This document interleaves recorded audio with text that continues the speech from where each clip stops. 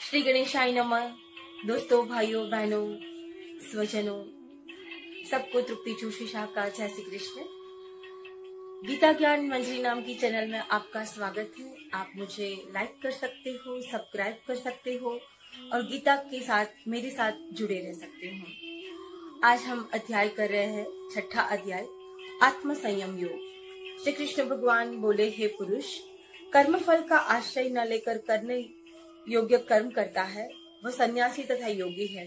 और केवल अग्नि का त्याग करने वाला सन्यासी नहीं है तथा केवल क्रिया को त्याग करने वाला योगी भी नहीं है। हर एक मनुष्य को क्रिया तो करनी ही है, कर्म करना ही है। कर्म के आधारित जो क्रिया होती है वो करना है, नैतिक कर्म करना है। इसके पहले भी अध्याय में आया था। अगर हम एक बंद कमरे में ये कह दे कि बस मेरे भाग्य में, मेरी कुंडली में राजयोग लिखा है, तो 3 ग्रह की युति होती है तो राजयोग होता है, ऐसा शास्त्र कहते हैं, ज्योतिष शास्त्र कहता है। पर हम कोई क्रिया नहीं करें, सिर्फ सोचे कि बस मेरे नसीब में राजयोग लिखा है, मुझे राजयोग मिल जाएगा, मुझे राजयोग मिल जाएगा, तो राजयोग नहीं मिल सकता। हर एक मनुष्य को क्रिया करनी ही पड़ती है। क्रिया करे बगैर कोई मनुष्य रह नहीं सकता, कर्म करे बगैर कोई भी मनुष्य रह नहीं सकता। हे पांडुपुत्र, जो ज्ञान योग होता है उसी को ही तू कर्म योग समझ। कर्म की फल की इच्छा का त्याग और संकल्प का त्याग करे बिना कोई भी मनुष्य सन्यासी या योगी नहीं हो सकता।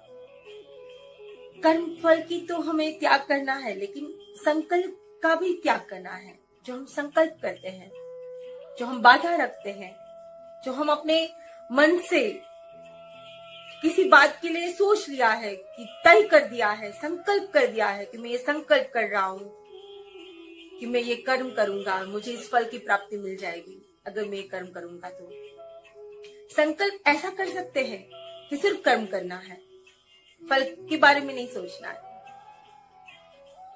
तो यहाँ पे श्री कृष्ण भगवान कहते हैं कि जो मनुष्य कर्म फल का त्याग करता है, संकल्प का भी त्याग करता है, वही योगी कहलाता है। कोई भी मनुष्य योग में प्रवेश तभी कर सकता है, वो संयमी होना चाहिए, आसक्त रहित होना चाहिए, मन, बुद्धि और इंद्रिय पर अंकुश करने वाला होना चाहिए। श्री कृष्ण भगवान कहते हैं कि तन, मन और इंद्रिय पर अंकुश करके तो अपना उद्धार कर सकता है। हर एक मनुष्य अपना उद्धार कर सकता है। नक्की हमको करना है कि हम अपने आप के शत्रु हैं कि मित्र। अच्छे आचरण करके हम अपने आप के मित्र हो सकते हैं और खराब आचरण करके हम शत्रु भी हो सकते हैं, अधोगति को प्राप्त हो सकते हैं। मनुष्य के इस माया झाड़ में भमते ही रह सकते हैं। और जिस मनुष्य को आत्मा से संतुष्ट होना है, आत्मा से तृप्त होना है, वो मनुष्य तन, मन और इंद्रिय पर अंकुश करके संयम रखता है। श्री कृष्ण भगवान कहते कि जो मनुष्य मान, अपमान, ठंडी, गर्मी, सुख, दुख सबको एक समान मानता है, सभी परिस्थिति में शांत रहता है, उसको निजानंद की तृप्ति मिलती है, परम शांति का अनुभव होता है। जिस मनुष्य ने अपने मन को जीत लिया, वो सब कुछ जीत सकता है। मन सारा काम मन करता है, करवाता है। कुछ भी सोच आती है, कल्पना आती है तो मन करता है। मन बुद्धि को आदेश देता है और बुद्धि उस कार्य करने के लिए कार्यरत हो जाती है। तो जिस मनुष्य ने मन पर अंकुश कर लिया, मन को अपने वश में कर लिया, वो पूरी दुनिया में परम शांति को प्राप्त करता है। तुम पूरा जग जीत लिया हो, ऐसी अनुभूति हो सकती है। जिस मनुष्य ने ज्ञान और विज्ञान में तृप्ति का अनुभव कर रहा हो। जो मनुष्य माटी हो या सोना हो, कभी अपने मन के बंधनों में वो आता ना हो, एक समान मानता हो। जो मनुष्य मित्र, शत्रु, सज्जन, दुर्जन सबको अपनाता हो, वो मनुष्य परम शांति को प्राप्त करता है। हम अपनी मैत्री, अपनी मित्रता ऐसे ही व्यक्ति के साथ करते हैं जो सिद्धि वाला हो, जो पैसे वाला हो, लेकिन जो ज्ञानी पुरुष होता है, जो उत्तम पुरुष होता है, जो श्रेष्ठ पुरुष होता है, वो हर एक मनुष्य को अपनाता है, गले लगा देता है। हो सकता है कि उस मनुष्य को आप एक ज्ञान की जरूरत हो, वो जो खराब आचरण करने वाला। किसी से भी नफरत न करो, हर एक मनुष्य को प्रेम से अपना लो। आपके ज्ञान और प्रेम से वो मनुष्य सुधर सकता है। हम ऐसी ही मैत्री क्यों करें कि वो अच्छा है तभी मैत्री कर सकते हैं, वो पैसे वाला है तभी मैत्री कर सकते हैं। तो जो ऐसा पुरुष होता है, जो ऐसा मनुष्य होता है, वो सबको अपना। जिस मनुष्य को योगी साधक बनना है, उसको एकांत में जाकर मेडिटेशन, ध्यान करना पड़ता है। जो बार बार उस योगा अभ्यास का अभ्यास करता रहे, वो सिद्धि को प्राप्त हो सकता है। मन को, तन को, शरीर को अंकुश करके एक ध्यान मुद्रा में बैठकर, ये मुद्रा में बैठकर मेडिटेशन करना होता है, ध्यान करना होता है, तप करना होता है। इस मुद्रा का मतलब होता है अपनी माइंड को कंट्रोल करना। हर एक मुद्रा का अपना अपना एक मंत्र है, अपना कौन से शरीर से हम उस पर अंकुश कर सकते हैं, वो इतने ही से ही हम अपने आप को कंट्रोल कर सकते हैं। इस मुद्रा से, मुद्रा का सेशन करेंगे हम बाद में कभी। थोड़ा थोड़ा ज्ञान है मुझे, तो मैं आपके साथ बांटूंगी। ज्योतिष का, ग्रह का, कुंडली का, कलर्स का, ओरास का और मुद्रा, इन सब का थोड़ा थोड़ा, ज्यादा नहीं, क्योंकि ज्यादा किसी भी मनुष्य को ज्यादा ज्ञान नहीं लेना चाहिए। क्योंकि हमको सन्यासी नहीं बनना है, हम कर्मयोगी हैं, संसार में रह रहे हैं। तो अंधश्रद्धा को नहीं पालने का, श्रद्धा रखने की बस। तो जो योगी पुरुष है, जो साधक है, उसको एकांत में जाकर साधना करनी है। मृग चर्म में का आसन लेना है, दर्भ वाला आसन।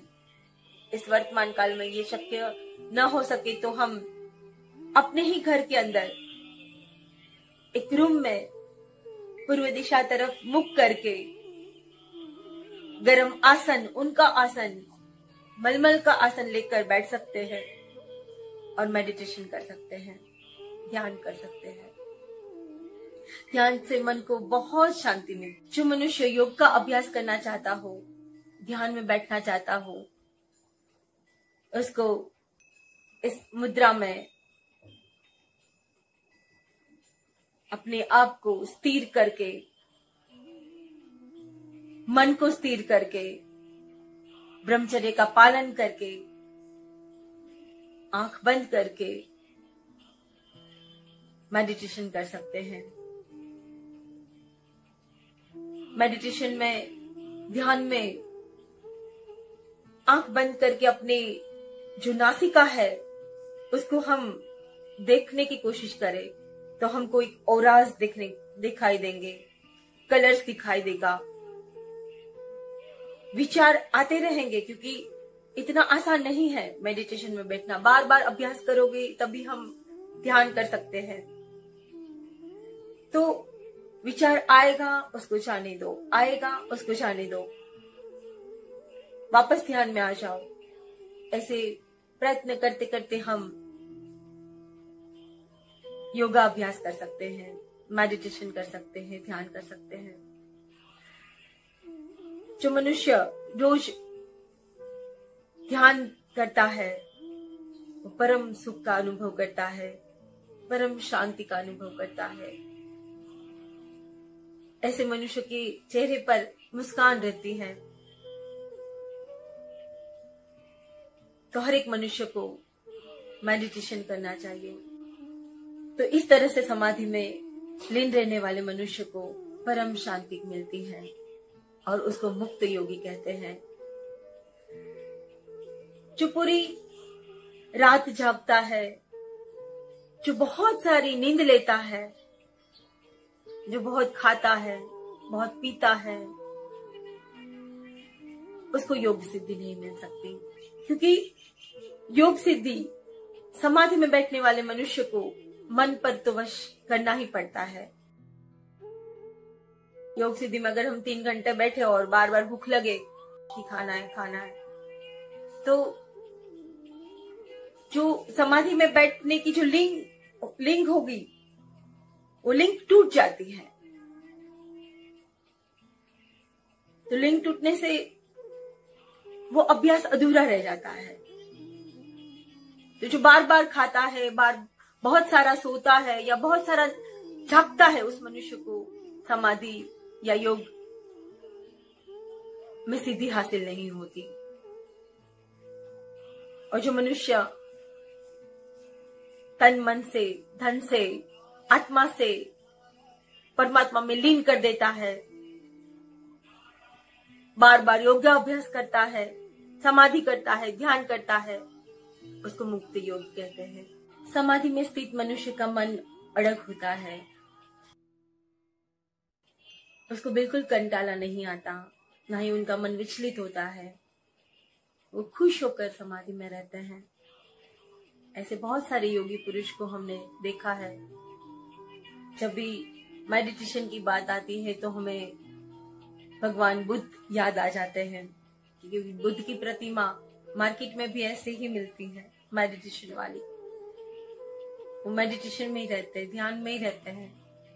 जिनको ये पता चल जाता है, जिनको ये समझ आ जाती है ये सब कुछ नाशवंत है, क्षणभंगुर है, उसी दिन वो सब कुछ छोड़ देता है और परम शांति की अनुभूति करता है। अपनी जो मन होता है वो बहुत चंचल होता है, बार बार कल्पनाओं के साथ ही रहता है। कल्पना तुक्का, कल्पनाएं आती रहती है, सोच आती रहती है और वो मन को आदेश करता है। आंख बंद के हम सोचते हैं कि हम बहुत बड़े कोई आदमी बन गए, कल्पना हो गई और उसकी तरफ हमारे जाने का रास्ता तय कर देते हैं। मन आदेश करता है, मन बुद्धि को आदेश करता है और बुद्धि दौड़ने लगती है। कुछ क्या ऐसा करूं कि जिससे मैं ये प्राप्ति कर पाऊं, ये सिद्धि हासिल कर पाऊं। मौका चाहिए मन को भ्रमित होने के लिए, क्योंकि बहुत चंचल है। तो जो मनुष्य मन को वश कर लेता है, आगे जैसे मैंने बोला, वो पूरी जग पर राज कर सकता है। तो जिस मनुष्य ने योग का अभ्यास किया है, योग की सिद्धि हासिल की है, वो मनुष्य मुझे पूछता है, मेरे में लीन हो जाता है, एक चित करके मुझे याद करता है, वो मेरी जान के बाहर नहीं है। वो मुझे जानता है और मैं उसे जानता हूँ। अर्जुन पूछते हैं कि हे केशव, मेरा मन अभी स्थिर नहीं है, तो योग और योग अभ्यास के लिए मुझे अभी भी मालूम नहीं पड़ रहा है, तो मन को स्थिर करने के लिए क्या करना चाहिए। तो श्री कृष्ण भगवान कहते हैं कि बार बार योगा अभ्यास करने से मन वश में आ जाता है। उस मन को करने दो, जो करना है करने दो। वापस हम योग का अभ्यास करें, मेडिटेशन करें, समाधि में रहे, तो उसको अंकुश आना ही आना है किसी भी कीमत पर। फिर वो भ्रमित हो जाता है, फिर वापस उसको बुला लो। तो ऐसे योगा अभ्यास करते करते करते मन स्थिर हो जाएगा। और जो मनुष्य मन पर स्थिर हो जाता है वो मनुष्य मुझे पसंद है, क्योंकि उसको मेरा नाम लेना है, मुझे पूछना है। अर्जुन पूछते हैं कि अगर किसी मनुष्य का मन स्थिर ना हो, वो समाधि ना कर पाए, वो योगा अभ्यास ना कर पाए, तो क्या ऐसे मनुष्य को घर घोर नरक मिल सकता है? क्या उसका नाश हो सकता है? श्री कृष्ण भगवान कहते कि जो मनुष्य का मन स्थिर ना हो, पर उसने अपने जीवन कर्म में, अपने जीवन दरमियान बहुत सारे कर्म किए हो, सबका अच्छा किया हो, सबको दान पुण्य किया हो, तो उस मनुष्य को पाप कर्म से मुक्ति मिल जाती है। और एक धनिक के घर, एक योगी पुरुष के घर उनका जन्म होता है फिर से, और वापस वो योगाभ्यास करते रहते वहां तक योग की सिद्धि हासिल कर सकता है।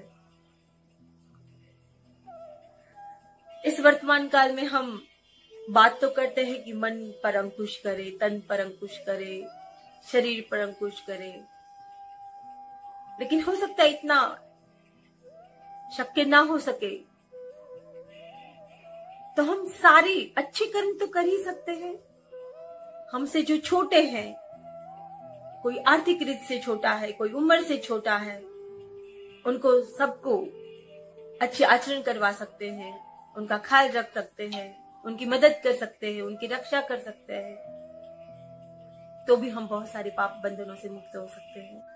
तो जो मनुष्य मुझ में श्रद्धा रखता है, श्रद्धावान बन जाता है, एक चित्त लगाकर मुझे पूछता है, मुझ में ओतप्रोत हो जाता है, उसको और कुछ नहीं दिखता। बहुत सारे ऐसे भक्त होते हैं जो पूरे दिन भगवान की पूजा, लालजी महाराज, छोटे से जो लालजी महाराज होते हैं ना, उनकी पूजा करते रहते हैं। उनका खाना खिलाना, उनको सुलाना, उनको मिश्री धराना, चढ़ाना, उसी में ही रहते हैं। आज भगवान को ये कपड़े पहनाऊंगी, भगवान के श्रृंगार में भी वो सोने से पूरा श्रृंगार सजा देते हैं। पूरे दिन भगवान में ही रहते हैं, संसार में रहकर भी। तो ऐसा मनुष्य मुझे प्रिय है, मैं उसका ध्यान रखता हूँ, वो मेरा ध्यान रखता है।